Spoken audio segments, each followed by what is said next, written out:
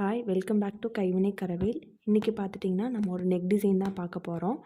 இது saree பார்த்துட்டிங்கனாவே ஃபுல்லாமே copper தான். ஸோ காப்பர் கலர் ஜரி எடுத்து 1 லைன் செயின் ஸ்டிச் கொடுத்துட்ருக்குறேன். நம்ம ஆல்ரெடி சொன்னது தான், எப்பயுமே நீங்கள் செயின் ஸ்டிச் கொடுக்கும்போது சின்ன சின்னதாக போட்டுக்கோங்க. அப்போ தான் ஃபினிஷிங் வந்து உங்களுக்கு அழகாக இருக்கும். நான் இதில் என்ன பண்ண போகிறேன்னா, ஒரு 2 லைன் வந்துட்டு காப்பர் ஜரி செயின் ஸ்டிச் கொடுத்ததுக்கப்புறம் நான் என்ன பண்ணுறேங்கிறத உங்களுக்கு காட்டுறேன்.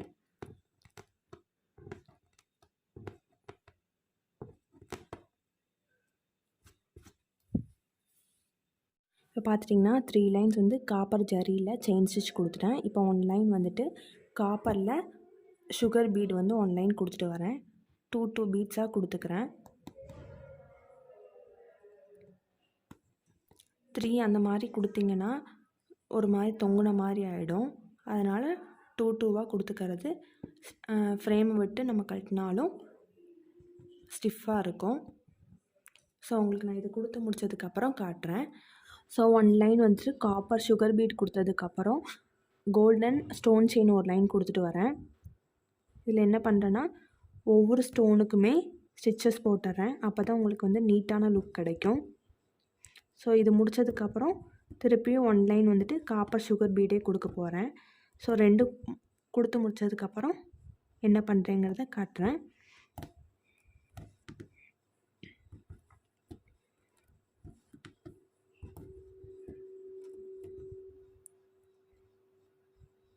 ஸோ இப்போ பார்த்தீங்கன்னா நம்ம 1 லைன் வந்துட்டு சில்வர் ஸ்டோன் செயினில் கொடுத்து முடிச்சதுக்கப்புறம் 1 லைன் திருப்பியும் காப்பர் சுகர் பீடில் கொடுத்துட்டு திலகம் ஸ்டோன் இருக்குது இல்லைங்களா, ஸோ அதை வந்துட்டு கொஞ்சம் ஸ்பேஸ் விட்டு பேஸ்ட் பண்ணிட்டேன். ஸோ அதுக்கு வந்து செயின் ஸ்டிச் கொடுத்துட்டு வரேன். இது என்னென்னு பார்த்தீங்கன்னா, இங்கே வைக்கிறதுக்காக ட்ரை பண்ணி பார்த்தேன். கொஞ்சம் கிராண்ட் லுக் வரனால நான் இதை விட்டுட்டேன். சும்மா சக்கரையும் அதுக்கு மேலே வந்துட்டு ஜர்கான் ஸ்டோன்ஸ் மட்டும் பேஸ்ட் பண்ணியிருக்கீங்க. ஸோ நம்ம எப்படி இதில் செயின் ஸ்டிச் போடுறதுங்கிறது பார்க்கலாம்.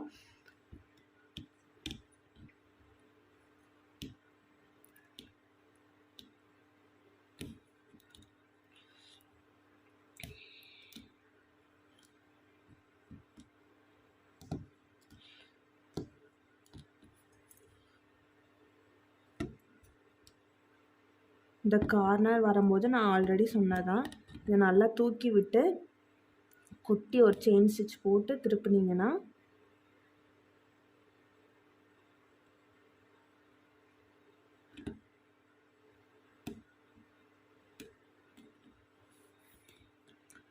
அந்த இடத்துல கம் இருக்கனால கொஞ்சம் ஸ்பேஸாக வந்துருச்சு.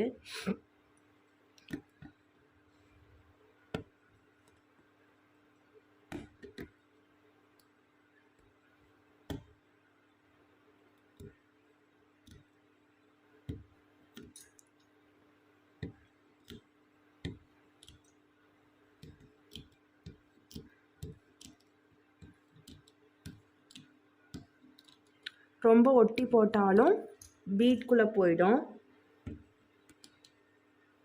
அதனால் கொஞ்சம் தள்ளியே போட்டுக்கோங்க.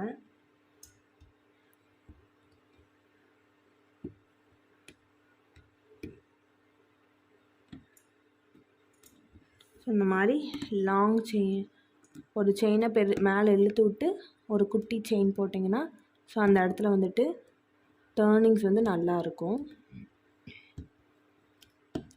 ஸோ இந்த மாதிரி நான் எல்லா குந்தனுக்கும் ஃபினிஷ் பண்ணதுக்கப்புறம் ஓவர் லுக் காட்டுறேன் உங்களுக்கு. ஓவராலாக பார்த்தீங்கன்னா ஃபுல்லாமே ஒரு கிராண்ட் டிசைன் மாதிரி தான் இருக்கும்.